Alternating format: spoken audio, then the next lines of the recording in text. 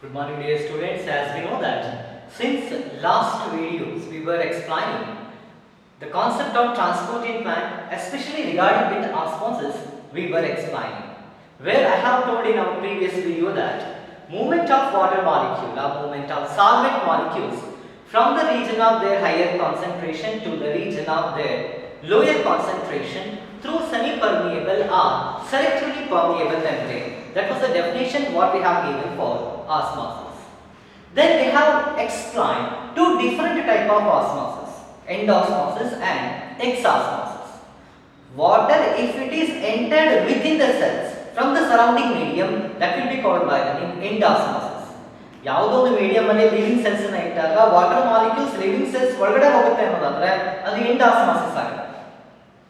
But ನೀವು living cells ಅನ್ನ ಹೈಪರ್ಟಾನಿಕ್ solution ಒಳಗಡೆ ಇಟ್ಟರೆ ಇರೋ ವಾಟರ್ ಹೊರಗೆ ಬರುತ್ತೆ, ಅದನ್ನ ಎಕ್ಸಿಟ್ ಆಫ್ ವಾಟರ್ ಅಂತ ನೀವೇನ್ ಹೇಳ್ತೀರಿ, ಅದನ್ನ ನಾವು ಎಕ್ಸಾಸ್ಮಾಸಿಸ್ ಅಂತ ಕರಿತೀವಿ.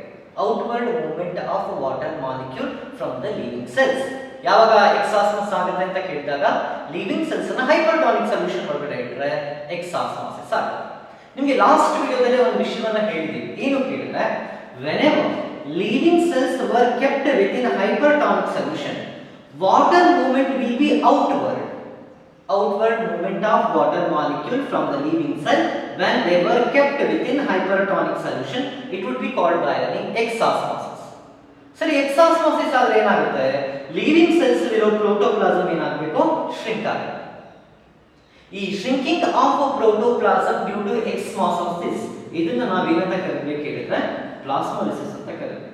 What is plasmolysis? shrinkage of protoplasm due to exosmosis.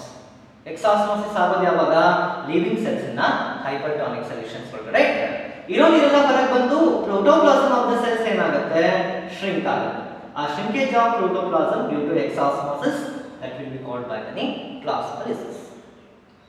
ಈಗ this is the difference between two different type of cells. This is said to be fully turgid cells. That means water level that is saturated. How much water that should be there inside the cell, that is there. ಹಾಗಾಗಿ ಈ state ಅನ್ನು ನಾವು ಟರ್ಜಿಡ್ state ಅಂತ ಕರಿತೀವಿ. ಈಗ ಒಂದು cell ಅನ್ನ, ಯಾವುದೇ ಒಂದು ಲಿವಿಂಗ್ ಸೆಲ್ಸ್ ನ ಟರ್ಜಿಡ್ ಕಂಡೀಷನ್ ಇದೆ ಅಂತ ನೀವು ಯಾವಾಗ ಹೇಳ್ತೀರಿ, ಎಷ್ಟು ವಾಟರ್ ಇರಬೇಕು ಅಷ್ಟು ಅದರೊಳಗಡೆ ಇದೆ, ಹಾಗಿದ್ರೆ ಅದು ಟರ್ಜಿಡ್. ಸರ್ ಇಲ್ಲ, ಇರೋದಿರಲ್ಲ ಹೊರಗೆ ಹೋಗ್ಯದ, ಪ್ರೋಟೋಪ್ಲಾಸಮ್ ಶ್ರಿಂಕ್ ಆಗಿದೆ ಅನ್ನೋದಾದ್ರೆ ಆ ಸ್ಟೇಟ್ ಅನ್ನ ನಾವು ಫ್ಲಸಿಡ್ ಸ್ಟೇಟ್ ಅಂತ ಕರಿತೀವಿ. ಈಗ ಇದು ಪ್ಲಾಸ್ಮೋಲೈಸ್ಡ್ ಸೆಲ್ ಆಗುತ್ತೆ. ಯಾಕೆ ಪ್ಲಾಸ್ಮೋಲೈಸ್ಡ್ ಸೆಲ್, ವಾಟರ್ ಇದರೊಳಗಡೆ ಇಲ್ಲ, ಪ್ರೋಟೋಪ್ಲಾಸಮ್ ಶ್ರಿಂಕ್ ಆಗಿದೆ. ಇದನ್ನ ಸರಿ ಮಾಡಕ್ಕಾಗತ್ತಾ? Now let us consider this cell is under flaccid condition. This is said to be plasmolysed cell. Can we correct this cell? Already ನೀರನ್ನೇ ಕಳ್ಕೊಂಡಿರುವಂತ ಪ್ರೋಟೋಪ್ಲಾಸಮ್ ಶ್ರಿಂಕ್ ಆಗಿರುವಂತ ಈ ಸೆಲ್ ಅನ್ನ ಮತ್ತೆ ಮೊದಲಿನ ರೂಪಕ್ಕೆ ತರಲು ಸಾಧ್ಯನಾ? Whether it is possible to take this particular plasmolysed cell into original condition ಅಂತಂದ್ರೆ it is possible. ಏನ್ ಮಾಡಬೇಕಾಗ, plasmolysed cells are to be kept within hypotonic solution. Hypotonic solution ಅಂತ ಹೇಳಿದಾಗ ನಿಮ್ಗೆ ಆಲ್ರೆಡಿ ಡೆಫಿನೇಷನ್ಸ್ ಅನ್ನ ಹೇಳಿದೆ. ಅದು ನೀವು ಪ್ಯೂರ್ ವಾಟರ್ ಅಂತ ಬೇಕಾದ್ರೂ ಅನ್ಕೊಳ್ಳಿ, ಪ್ಯೂರ್ ಸಾಲ್ವೆಂಟ್ ಅಂತ ಅನ್ಕೊಳ್ಳಿ. ಈಗ plasmolysed cells were kept within hypotonic solution or plasmolysed cells if they were kept within pure water, then condition is called by the name deplasmolysis ಅಂತ ಕರೀತೀವಿ. Plasmolysis, water that they have lost. ಈಗ plasmolysed cells ನ ನೀವು ಯಾವ ತರ ಹಾಕ್ತಿದ್ರಿ, pure solvent ಒಳಗಡೆ ಹಾಕ್ತೀವಿ. Plant ಬಗ್ಗೆ ಮಾತಾಡಬೇಕಾದ್ರೆ ಪ್ಯೂರ್ ಸಾಲ್ವೆಂಟ್ ಅಂದ್ರೆ ನೀವು ಯಾವ ಬಗ್ಗೆ ಮಾತಾಡ್ತೀವಿ, that we were talking related with water itself. Whenever plasmolysed cells were kept within hypotonic solution, or if they were kept within pure water, again they will regain their original shape. That condition is called by the name deplasmolysis. What is deplasmolysis then? Whenever living cells, plasmolysed cells, if they were kept within hypotonic solution or pure water, that plasmolysed cell will regain its original shape, then it would be called by the name deplasmolysis. ಕರೀತೀವಿ. ಅಂದ್ರೆ conclusion ಏನು ಅಂತಂದ್ರೆ, ಪ್ಲಾಸ್ಮೋಲಿಸಿಸ್ ಅಥವಾ ಪ್ಲಾಸ್ಮೋಲೈಸ್ಡ್ condition is not a permanent condition, it can be reversible. How to reverse the plasmolysed condition? Take those plasmolysed cells and just you need to keep them within pure water or within hypotonic solution. The cells will regain its original shape.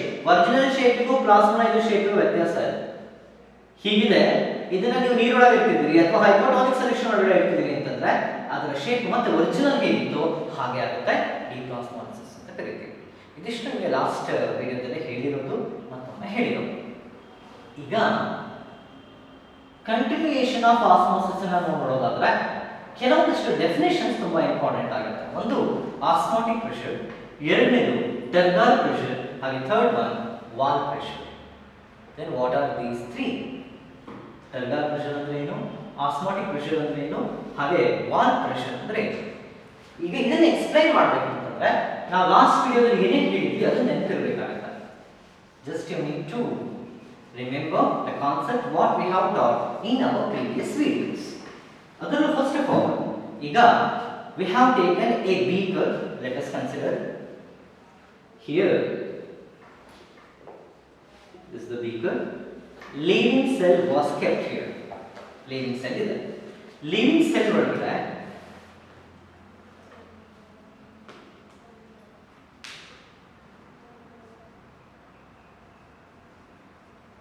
ಹೈಪರ್ಟಾನಿಕ್ condition ಇದೆ ಅಂತ ಅನ್ಕೊಳ್ಳೋಣ. Hypertonic ಅಂದ್ರೆ ಏನಾಯ್ತು? Solute will be more when compared with the concentration of solvent. That type of hypotonic condition is there within this living cell.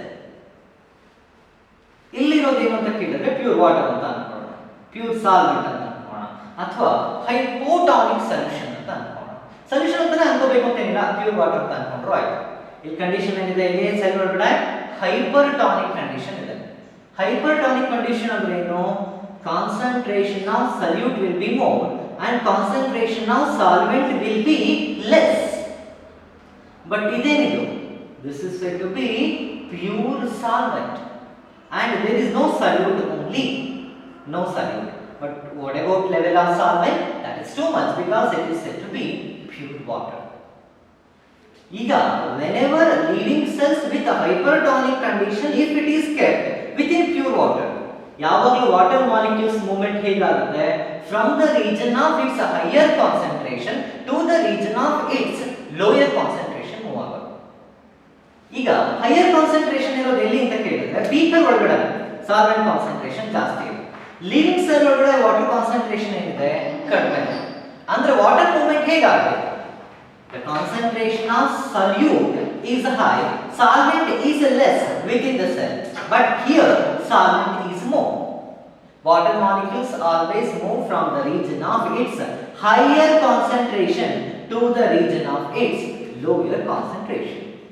ಅಂದ್ರೆ ಏನಾಯ್ತು ಈಗ ಅಂತ ಕೇಳಿದ್ರೆ concentration of water ಜಾಸ್ತಿ ಇದ್ದಲ್ಲಿ ಬೀಕರ್ ಒಳಗಡೆ, ಕಡಿಮೆ ಇದ್ದಲ್ಲಿ ಸೆಲ್ ಒಳಗಡೆ. ಅಂದ್ರೆ ಸೆಲ್ ಒಳಗೆ ವಾಟರ್ ಏನಾಯ್ತು ಈಗ ಎಂಟ್ರಿ ಆಗಿದೆ. Inward movement of water to the cell ಅದನ್ನ ನೀವೇನಂತ ಕರೆದ್ರಿ? ಎಂಡಾಸ್ಮಾಸಿಸ್ ಅಂತ ಕರಿತೀವಿ. ಹೌದೌದು. ಈಗ ವಾಟರ್ ಹೊರಗೆ ಬಂದಿರೋದ ಇಲ್ಲಿ ವಾಟರ್ ಲೆವೆಲ್ ಸೆಲ್ ಒಳಗಡೆ ಏನಿದೆ? ಸಾಲ್ವೆಂಟ್ ಕಾನ್ಸಂಟ್ರೇಷನ್ ಏನಿದೆ? ಲೆಸ್ ಇದೆ. ಬೀಕರ್ ಒಳಗಡೆ ಏನಿದೆ? ಹೈ ಇದೆ. ಅಂದ್ರೆ ವಾಟರ್ ಮಾಲಿಕ್ಯೂಲ್ ಎಲ್ಲಿಂದ ಎಲ್ಲಿಗೆ ಹೋಗ್ಬೇಕು? ಸೆಲ್ ಇಂದ ಬೀಕರ್ಗೆ, ಬೀಕರ್ ಇಂದ ಸೆಲ್ಗೆ ಹೋಗಿ ಕೇಳಿದ್ರೆ ಬೀಕರ್ ಟು ಸೆಲ್ ಎಂಟ್ರಿ ಆಗುತ್ತೆ. ಅಂದ್ರೆ inward movement of water molecule. ಹಾಗಾಗಿ ಏನರ್ಥ ಇದು? This is nothing but endosmosis. Pressure which is developed due to end osmosis, that is called by the name osmotic pressure. ನಾವು ಅದನ್ನ ಥಿಯರಿಟಿಕಲಿ ಪ್ರಾಕ್ಟಿಕಲಿ ಪ್ರೂವ್ ಮಾಡಬೇಕಾದ್ರೆ definition ಸ್ವಲ್ಪ change ಮಾಡ್ತೀವಿ, but basic ಆಗಿ ನೆನಪಿಟ್ಕೋಬೇಕಾದ್ರೆ ಇದು ನೆನಪಿಟ್ಕೊಳ್ಳಿ. ಆಸ್ಮಾಟಿಕ್ ಪ್ರೆಷರ್ ಯಾವಾಗ ಡೆವಲಪ್ಮೆಂಟ್ ಆಗುತ್ತೆ ಅಂತ ನಿಮ್ಗೆ ಕೇಳಿದ್ರೆ, ಒಂದು ಸೆಲ್ ಅಲ್ಲಿ ಆಸ್ಮಾಟಿಕ್ ಪ್ರೆಷರ್ ಡೆವಲಪ್ಮೆಂಟ್ ಆಗೋದು ಯಾವಾಗ ಯಾವಾಗ ಅಂತ ಕೇಳಿದ್ರೆ ಏನ್ ಹೇಳ್ಬೇಕು? End osmosis. ಎಂಡ್ ಆಸ್ಮಾಸಿಸ್ ಅಂದ್ರೆ ಏನು? Inward movement of water. ಅದೇ ಇನ್ವರ್ಡ್ ಮೂವ್ಮೆಂಟ್ ಯಾವಾಗ ಆಗುತ್ತೆ? ಕಂಡೀಷನ್ ಹೇಗಿದೆ? ಲಿವಿಂಗ್ ಸೆಲ್ಸ್ ಅಲ್ಲಿ ಸಲ್ಯೂಟ್ ಕಾನ್ಸಂಟ್ರೇಷನ್ ಜಾಸ್ತಿ ಇದೆ, ಸಾಲ್ವೆಂಟ್ ಕಾನ್ಸಂಟ್ರೇಷನ್ ಕಡಿಮೆ ಇದೆ. ಅದೇ ನೀವು ತಗೊಂಡಿರೋ ಮೀಡಿಯಂ ಅಲ್ಲಿ ಸಾಲ್ವೆಂಟ್ ಪ್ಯೂರ್ ಸಾಲ್ವೆಂಟ್ ಇರೋದು, ಸಲ್ಯೂಟ್ ಇಲ್ವೇ ಇಲ್ಲ. ಸಾಲ್ವೆಂಟ್ ಜಾಸ್ತಿ ಇದೆ ಅಂದ್ಮೇಲೆ ಕಡಿಮೆ ಇರೋ ಜಾಗಕ್ಕೆ ತಾನೇ ಮೂವ್ಮೆಂಟ್ ಆಗಬೇಕು. ಸೆಲ್ ಒಳಗಡೆ ವಾಟರ್ ಎಂಟ್ರಿ ಆಗಿದೆ, ಎಂಡಾಸ್ಮಾಸಿಸ್ ಅಂತ ಕರಿತೀವಿ. Due to endosmosis pressure is developed. ಹಾಗಾಗಿ ಆ ಟೈಮ್ ಅಲ್ಲಿ ಡೆವಲಪ್ಮೆಂಟ್ ಆಗಿರೋ ಈ ಪ್ರೆಷರ್ಗೆ ಆಸ್ಮಾಟಿಕ್ ಪ್ರೆಷರ್ ಅಂತ ಕರೀತಾರೆ.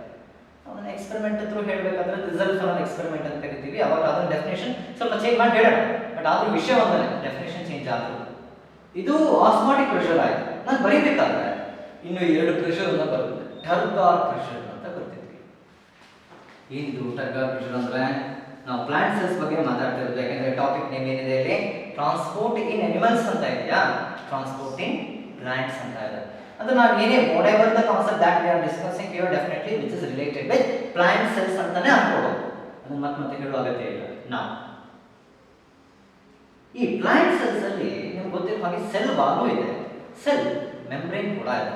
ಬಟ್ ಅನಿಮಲ್ ಸೆಲ್ಸ್ ಆದ್ರೆ they don't have cell wall ಅಂತ ನನಗೆ ಗೊತ್ತಿರೋದು. ಬಟ್ ಅನಿಮಲ್ಸ್ ವಿಚಾರ ಬೇಕಾಗಿಲ್ಲ, ಇಲ್ಲಿ ಪ್ಲಾಂಟ್ಸ್ ಬಗ್ಗೆ ಮಾತಾಡ್ತಿರೋದ್ರಿಂದ ಇದು cell wall, this is said to be cell membrane. ಈ ಸೆಲ್ಗೆ ಏನಾಗಿದೆ ಕೇಳಿದ್ರೆ ಇನ್ವರ್ಡ್ ಮೂವ್ಮೆಂಟ್ ಆಫ್ ವಾಟರ್ ಆಗ್ತಾ ಇದೆ. ಇನ್ವರ್ಡ್ ಮೂವ್ಮೆಂಟ್ ಆಫ್ ವಾಟರ್ ಅಂದ್ರೆ ಏನದು, ಎಂಡಾಸ್ಮಾಸಿಸ್, ಅಂದ್ರೆ ವಾಟರ್ ಹೊರಗೆ ಹೋಗ್ತಿದೆ ಅಂತ ಅರ್ಥ. Is it right? No, this is inward movement of water ಅಂದ್ರೆ water is entering within the cell, ಹಾಗಾಗಿ ಎಂಡಾಸ್ಮಾಸಿಸ್ ಆಗ್ತದೆ. During the time of endosmosis, due to entry of water, cell membrane will apply or cell membrane will exert an outward pressure on cell wall. This is called by the name Turgor pressure ಅಂತ ಕರೀತೀವಿ. ಇದು ಯಾವಾಗ? During the time of entry of water into the cells. Entry of water into the cells ಅಂದ್ರೆ ಏನು? That is nothing but endosmosis. ಈಗ ಒಳಗಡೆ ಏನಾಗ್ತದೆ, water level ಜಾಸ್ತಿ ಆಗ್ತದೆ ನೋಡಿ. ಇಲ್ಲಿದೆ ಸೆಲ್ ಮೆಂಬ್ರೇನ್, ವಾಟರ್ ತುಂಬ್ತಾ ಇದ್ದಾಗ ಏನಾಗುತ್ತೆ, ಸೆಲ್ ಮೆಂಬ್ರೇನ್ ಗೆ ಪ್ರೆಷರ್ ಇದ್ದೇ ಬೀಳುತ್ತೆ. ಆ ಟೈಮಲ್ಲಿ ಆ ಪ್ರೆಷರ್ ನ ಯಾರ ಮೇಲೆ ಶಿಫ್ಟ್ ಮಾಡಿಸುತ್ತೆ ಅಂತ ಹೇಳಿದ್ರೆ ಸೆಲ್ ವಾಲ್ ಮೇಲೆ. The pressure which is applied by the cell membrane on the cell wall, ಏನಿದು by the cell membrane on the cell wall during the time of entry of water into the cell. This is known as Turgor pressure. But one more pressure we have written there, that is nothing but wall pressure ಅಂತ ಕರೀತೀವಿ ನಾವು. ಏನಿದು wall pressure? ಹೆಸರಲ್ಲೇ ಇದೆ. At the same time ನಿಮಗೆ physics ಹೇಳಿದಾಗ equivalent ಮತ್ತೆ opposite reactions ಇರುತ್ತೆ ಅಂತ ಹೇಳ್ತಾರೆ, ಲಾಸ್ಟ್ ಅನ್ನ ಹೇಳ್ಬೇಕಲ್ಲ, ಹೌದಾ?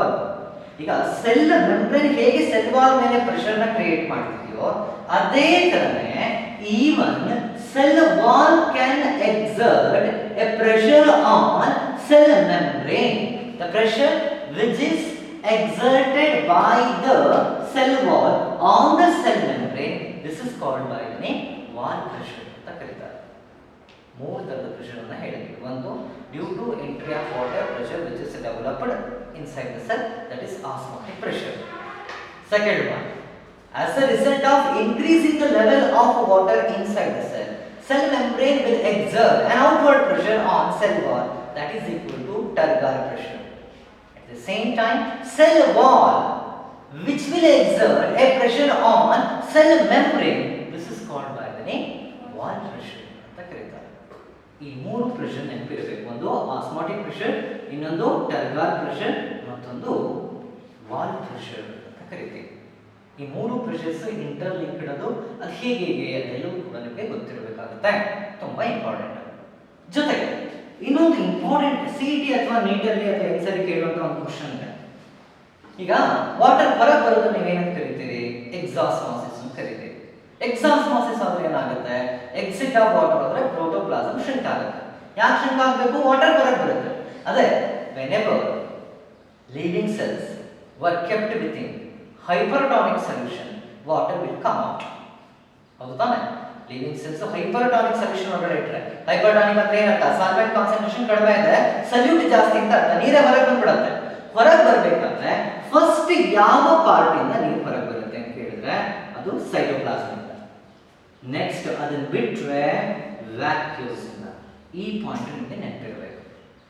Exit point of water from the cell, ನಿಮಗೆ ಸಿಇಟಿ ಅಥವಾ ನೀಟಲ್ಲಿ ಕೇಳುವಂತ ಕ್ವಶನ್ಸ್ ಅಲ್ಲಿ first water will start coming out of the cell from cytoplasm followed by vacuoles. This is the important key point which is to be remembered for any competitive examination. Theory ಒಳಗಡೆ ಅದೆಲ್ಲ ignore ಆಗೋಗುತ್ತೆ, ಅದೆಲ್ಲ important ಅಂತ ಅಲ್ಲ. Sir ಹೊರಗೆ ಬರ್ತದ ಇಲ್ಲ? ಹಾ ಬರ್ತದೆ. ಇದೇನೋ ಎಕ್ಸಾಸ್ಮಾಸಿಸ್, ಅಲ್ಲಿ ಮುಗೀತು ಥಿಯರಿ ಅಂತ ಹೇಳಿದ್ರು. ಬಟ್ ಇಲ್ಲಿ ಸಣ್ಣ ಸಣ್ಣ ವಿಚಾರಗಳು ಕೂಡ ಇಂಪಾರ್ಟೆಂಟ್ ಆಗುತ್ತೆ. ಲಾಸ್ಟ್ ಒಂದು ಬರೀತೀವಲ್ಲ ಆ ಥರ ಟ್ರಿಕ್ಕಿ ಕ್ವಶನ್ಸ್ಗಳು ಬರುತ್ತೆ ಸಿಇಟಿ ಅಥವಾ ನೀಟಲ್ಲಿ, ಎಸ್ಪೆಷಲಿ ನೀಟಲ್ಲಿ. ಸಿಇಟಿ ಅನ್ನೋದಕ್ಕಿಂತಲೂ ಇಲ್ಲಿ ವಾಟರ್ ಹೊರಗೆ ಬರಬೇಕಾದ್ರೆ ಎಕ್ಸಾಸ್ಟ್ ಪ್ರಾಸೆಸ್ ಟೈಮಲ್ಲಿ ಫಸ್ಟ್ ಸೈಟೋಪ್ಲಾಸಮ್ ಇರೋ ವಾಟರ್, ಮತ್ತೊಂದು ವ್ಯಾಕ್ಯೂಲ್ಸ್ ಇರುವಂತ ವಾಟರ್. ಸರಿ, ನೆಕ್ಸ್ಟ್ ಈ ರಿಲೇಶನ್ಶಿಪ್ ಅನ್ನ ಕೋರಿಲೇಟ್ ಮಾಡೋದು ಹೇಗೆ? ಟರ್ಗಾರ್ ಪ್ರೆಷರ್, ವಾಲ್ ಪ್ರೆಷರ್ ಮತ್ತೆ ಆಸ್ಮಾಟಿಕ್ ಪ್ರೆಷರ್ ಹೇಗೆ ಅದನ್ನ ಅದು interlinked, how they are interlinked ಅದನ್ನ ನನಗೆ ಎಕ್ಸ್ಪ್ಲೈನ್ ಮಾಡಬೇಕು.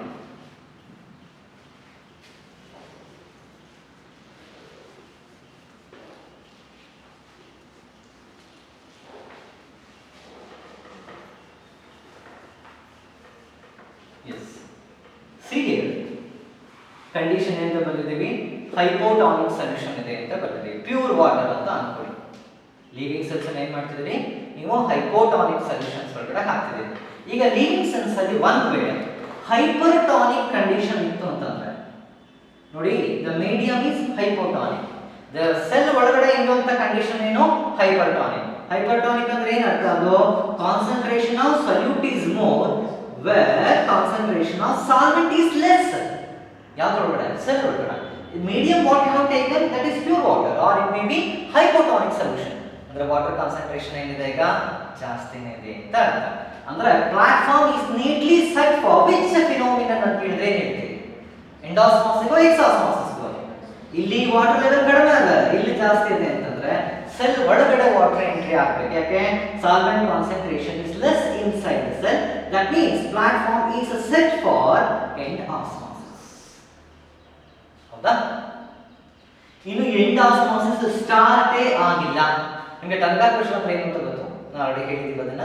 ಅದು ಯಾವಾಗ ವಾಟರ್ ಎಂಟ್ರಿ ಆದ್ಮೇಲೆ ಸೆಲ್ ಮೆಂಬ್ರೇನ್ ಹೋಗಿ ಸೆಲ್ ವಾಲ್ ಮೇಲೆ ಪ್ರೆಷರ್ ನ ಎಕ್ಸರ್ಟ್ ಮಾಡೋದು, ಇನ್ನು ಶುರುವೇ ಆಗಿಲ್ಲ.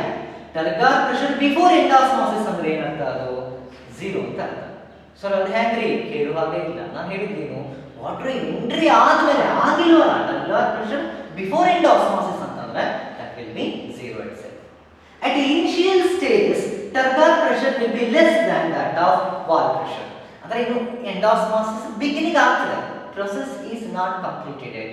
At the initial stages ಅಂತಂದ್ರೆ turgor pressure will be less when compared with wall pressure. ಯಾವುದೋ ಒಂದು ಸ್ಟೇಜ್ ಗೆ ರೀಚ್ ಆದಾಗ turgor pressure will be equal to wall pressure. ಅದರ ಅರ್ಥ ಏನು ಅಂದ್ರೆ cell is completely turgid. ಅಂದ್ರೆ ವಾಟರ್ ಕಂಪ್ಲೀಟ್ ಆಗಿ ತುಂಬಿಕೊಂಡಿದೆ. ಟರ್ಜಿಡ್ ಏನು ಅಂತ ಹೇಳಿದೀವಿ? ಹೀಗಿದೆ. ಇದಕ್ಕೂ ಅದಕ್ಕೂ ವ್ಯತ್ಯಾಸ ಗೊತ್ತಾಗುತ್ತೆ ಅನ್ಕೊಂಡಿದೀವಿ.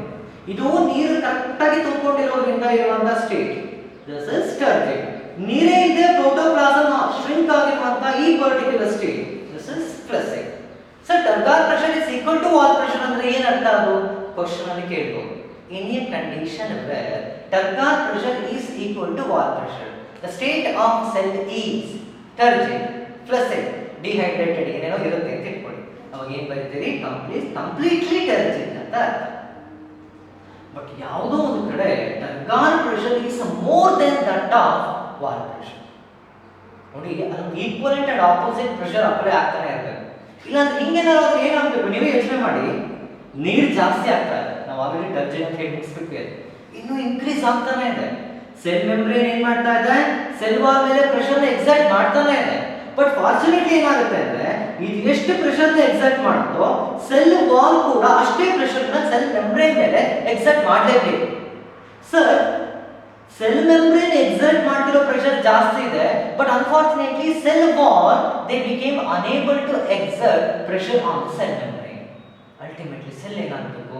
ಈ ಕಡೆ ಸೆಲ್ ಏನಾಗ್ತದೆ? ಸ್ವೆಲ್ ಆಗ್ತಾ ಹೋಗ್ತಿದೆ, ಬಟ್ ಅಲ್ಲಿಂದ ವಾಲ್ ಪ್ರೆಷರ್ ಅಪ್ಲೈ ಆಗೋದಕ್ಕೆ ಮತ್ತೆ ಆದಷ್ಟು ಸೆಲ್ ರಪ್ಚರ್ ಆಗದಿರೋ ಹಾಗೆ ನೋಡ್ಕೊಳ್ಳುತ್ತೆ.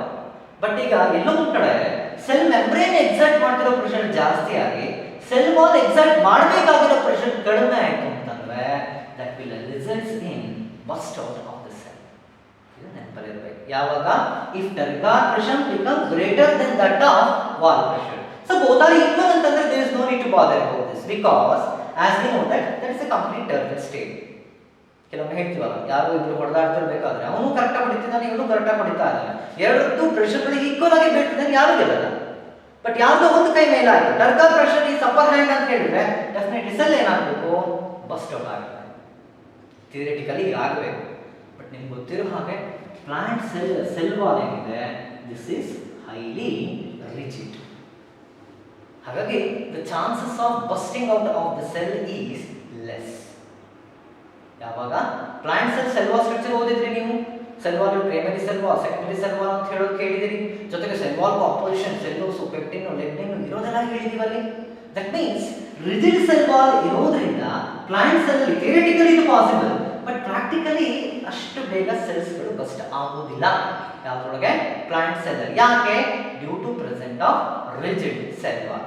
ತಕ್ಷಣಕ್ಕೆ ಇನ್ನೊಂದು ಯೋಚನೆ ಬರುತ್ತೆ, sir animal cells they don't have cell wall itself. If animal cells were kept within as it is hypotonic solution, water ಎಲ್ಲ ಒಳಗೆ ಹೋಗ್ತಾನೆ ಇದೆ, ಸರ್ ಸೆಲ್ ವಾಲ್ ಏನು ಅಂದ್ರೆ ಇಲ್ಲಿ ಹೌದು ಅಲ್ವಾ? ಎನಿಮಲ್ ಸೆಲ್ಸ್ ಅಲ್ಲಿ ಸೆಲ್ ವಾಲ್ ಇದೆಯಾ? ಇಲ್ಲ. ಪ್ಲಾಂಟ್ ಸೆಲ್ ಅಲ್ಲಿ ಸೆಲ್ ವಾಲ್ ಇದೆ, ಹಾಗಾಗಿ ರಿಜಿಡ್ ಇರುತ್ತೆ, ಅದು chances of bursting out of the cell will be highly impossible in most of the cases. But animals they don't have cell wall. That means is there a probability of busting out of the cell ಅಂತ ಹೇಳಿದ್ರೆ, fortunately there also it is possibility is very less. Sir cell wall ಇಲ್ದಿದ್ರು ಮತ್ತೆ ಹೇಗೆ cell protect ಆಗುತ್ತೆ ಅಂತಂದ್ರೆ, cell wall ಇಲ್ಲ correct ನಮಗೆ, but ನಮಗೋಸ್ಕರನೇ ಒಂದು ಆರ್ಗನ್ ಇದೆ, ಕಿಡ್ನಿ ಅಂತ ಕರಿತೀವಿ. ಕಿಡ್ನಿ ಸಾಲ್ಟ್ ಮತ್ತು ವಾಟರ್ ಬ್ಯಾಲೆನ್ಸ್ ಅನ್ನು ಯಾವತ್ತೂ ಮೇಂಟೈನ್ ಮಾಡ್ತಾ ಇರುತ್ತೆ. ಆಸ್ಮೋ ರೆಗ್ಯುಲೇಷನ್ ಅಂತ ಕಲ್ತಿರ್ತೀವಿ ನೀವು ಫಸ್ಟ್ ಇಯರ್ ಅಲ್ಲೇ. Is it right? Water balance ಎಷ್ಟಿರಬೇಕು ಸೆಲ್ ಒಳಗಡೆ, ಸೆಲ್ ಕಾನ್ಸಂಟ್ರೇಷನ್ ಎಷ್ಟಿರಬೇಕು, ಅದನ್ನೆಲ್ಲ ಗವರ್ನ್ ಮಾಡೋದಕ್ಕೆ we are having the organ within animals, that is nothing but kidney. ಹಾಗಾಗಿ probability of bursting out of the cell in case of animal cells, even though if they were kept within hypotonic solution, is less. Why? Due to the presence of rigid cell wall ಅಂತ ಬರೀಬಿಡಿ. Optional ಅದೇನಾದರೂ ಕೇಳಿದ್ರೆ, probability of busting out of the cells in animal cell is less due to excess of intake of water. Why? Due to presence of rigid cell wall, contact cell wall, due to presence of kidneys ಅಂತ ಏನಾದರೂ ಇದ್ರೆ, due to presence of kidney ಅನ್ನೋದನ್ನ mark ಮಾಡಿ. animal cells ಅಲ್ಲಿ cell wall ಇಲ್ಲ, kidney function ಆಗುತ್ತೆ. ನೀವು ಓದಿದ್ರಿ ಕಿಡ್ನಿ ಫಂಕ್ಷನ್ಸ್ ಹೇಳ್ಬೇಕಾದ್ರೆ, osmoregulation and excretion, that is the important function of kidney itself. Cell wall ಇಲ್ದಿದ್ರು ಸೆಲ್ ಬಸ್ಟ್ ಆಗೋ ಚಾನ್ಸಸ್ ಕಡಿಮೆ. ಯಾಕೆ ಅಂತಂದ್ರೆ, this is due to presence of this particular organ which is nothing but kidney itself. ಹಾಗಾಗಿ chances ಇಲ್ಲೂ ಕೂಡ less ಅಂತಾನೆ ಹೇಳ್ತಿರೋದು. Next,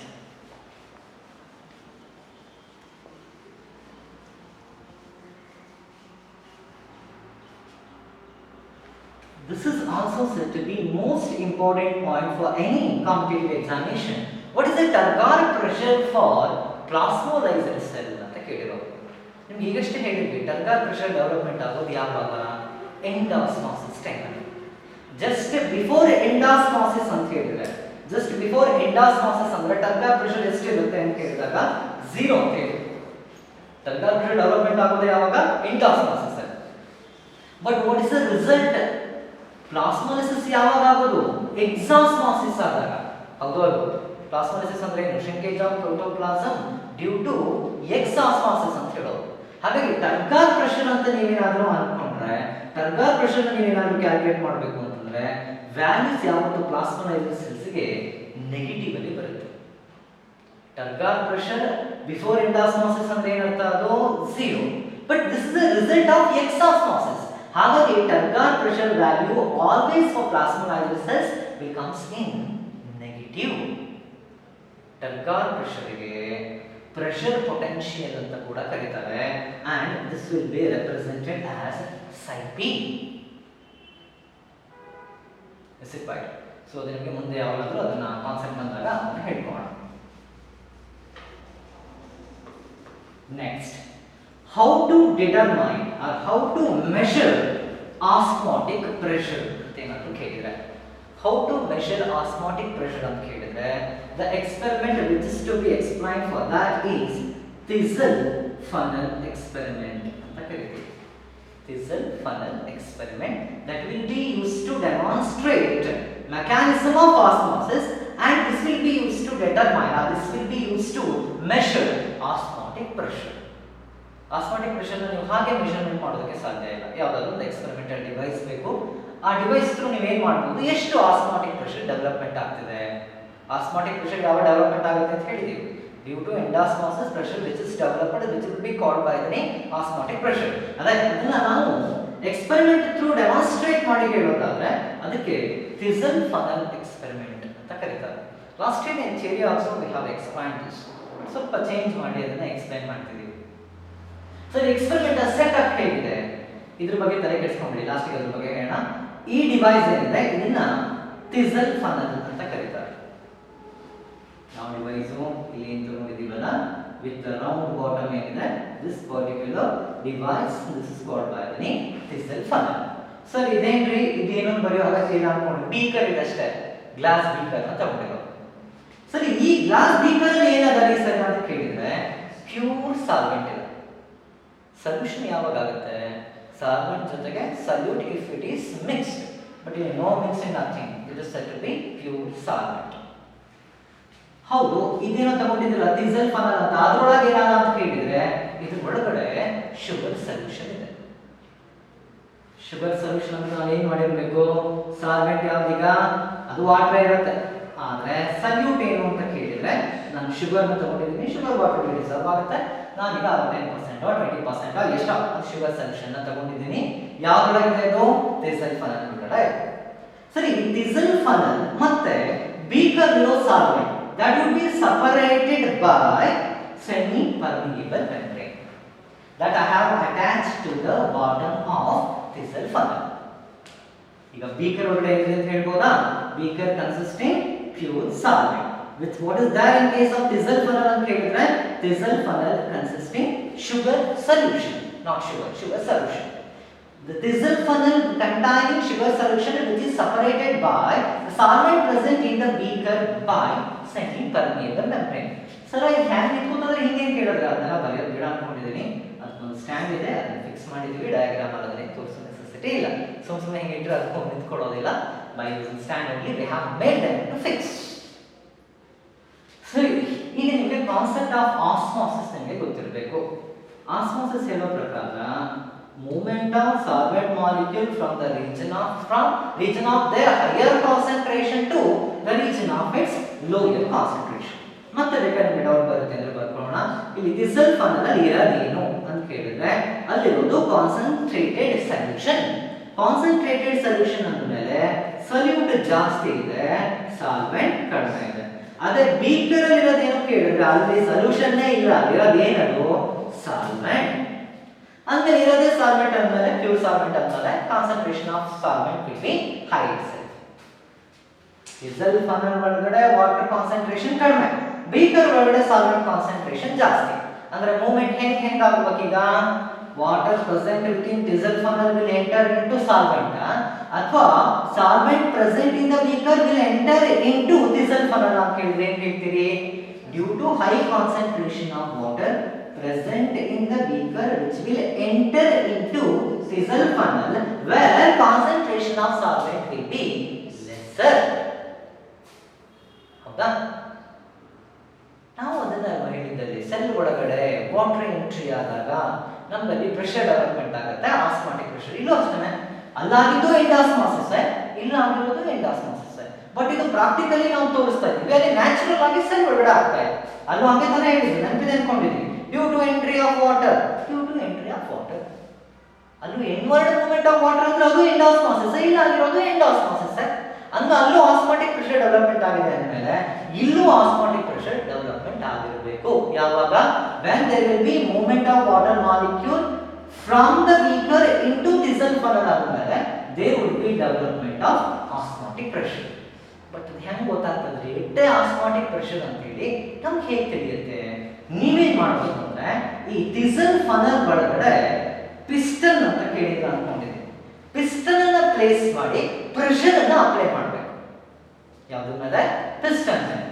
The pressure which is applied on the piston which will be equal to osmotic pressure which is developed within the system. Pressure which is applied on the piston which is correlated with osmotic pressure which is developed within thissal funnel. By this indirect way we can calculate osmotic pressure.